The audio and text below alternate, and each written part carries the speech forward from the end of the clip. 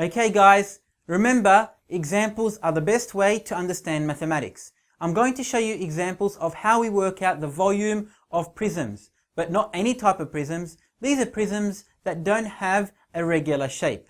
So we need to think how we're going to break them up into our normal squares, rectangles to work out the volume of these prisms. Let's look at some examples, work them out. You're going to notice again, it is easy. All the work I do after you understand it will become very easy. However, you need to pay attention. I want you to be confident. I need you to be alert. Watch me and you'll notice how easy it is. We have an example. We have this solid. We are asked to find the volume of this prism or of this solid. Now, we notice it's not as simple as just finding it out. We need to actually break it up. You have to break it up. That way, you can work out the area of the cross sections and then work out the volume. How am I going to break this up? I'm going to break this solid up into A and B. That dotted line breaks up this solid into two rectangular prisms. Now we can just work out the area of each rectangle, add them up. Now we have the area of the cross section A and B, then multiply by the height of this prism to work out the total volume. That's the theory. Let's now do it. Well, we have broken up the cross section into A and B. We want to work out the area of cross section A and the area of cross section B. We'll do that first. A, we'll put it in a circle, so working out the cross section A. The cross section A, it is a rectangle. We notice the rectangle area equals LB, which is length times breadth. The length is 4 and the breadth is 3. So 4 times 3. Area is 12. Now we know the units are in meters, so 12 square meters. That is the area of rectangle A, that cross section there. Now we want to find the area of cross section B. We know the area of cross section B, again it's a rectangle, so A equals LB.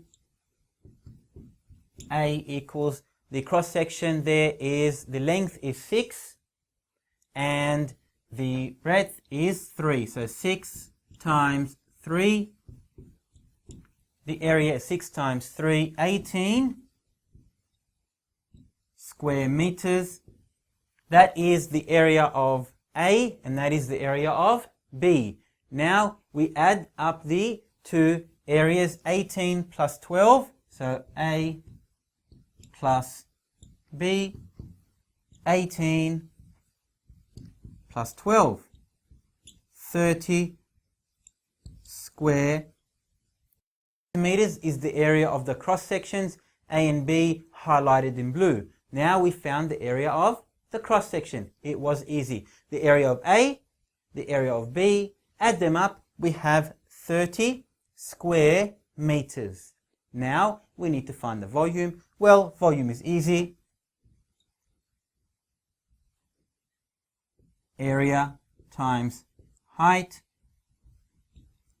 The area is 30 and the height of the prism, as you can see, is 5.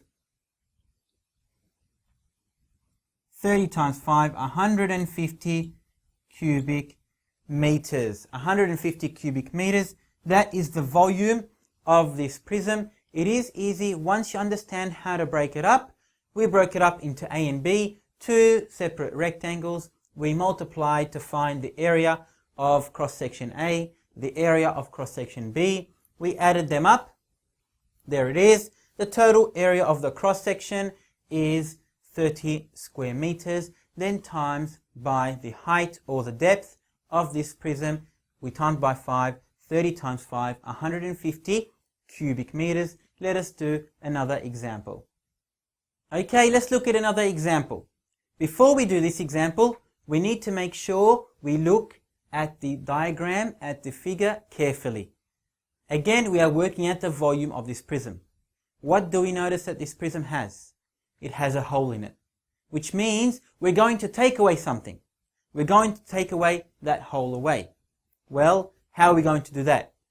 We are basically working out the area of the cross-section first. Then we multiply it by the height of the prism. That's the easy process. The most important part is to find the area of the cross-section. Here it's marked in purple. So let's work out the area of the cross-section. The area of the cross-section, we're going to say that the total area of the actual rectangle, take away that hole. That hole, what shape is it? Again, it's a little rectangle.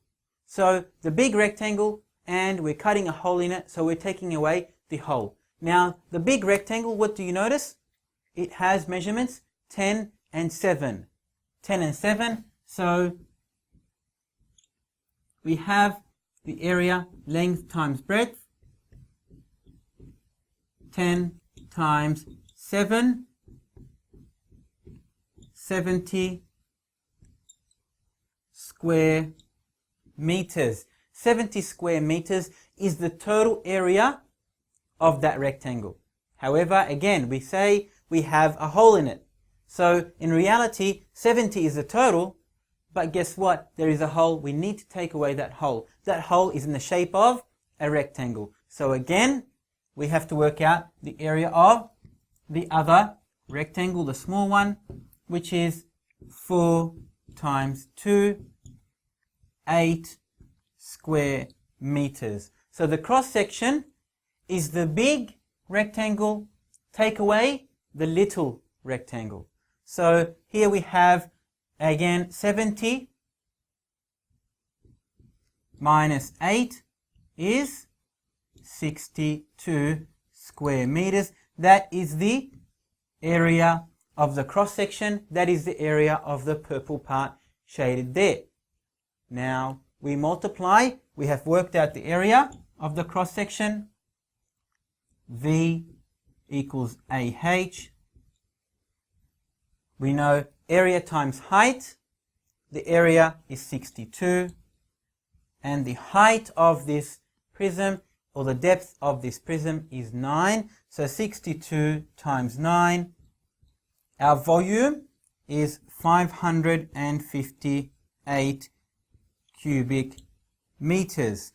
558 cubic meters. That is the actual volume of this solid. Very important to pay attention to the details. The details say that we have a hole inside this solid. So we work out the solid in total 10 times 7 as if it's one whole rectangle. Then we take away the 8, which is the hole in the middle there, 4 times 2. So 70, take away 8 is 62. That is the purple part. That is the area of the cross section. Then 62 times 9. 9 is the height of this prism.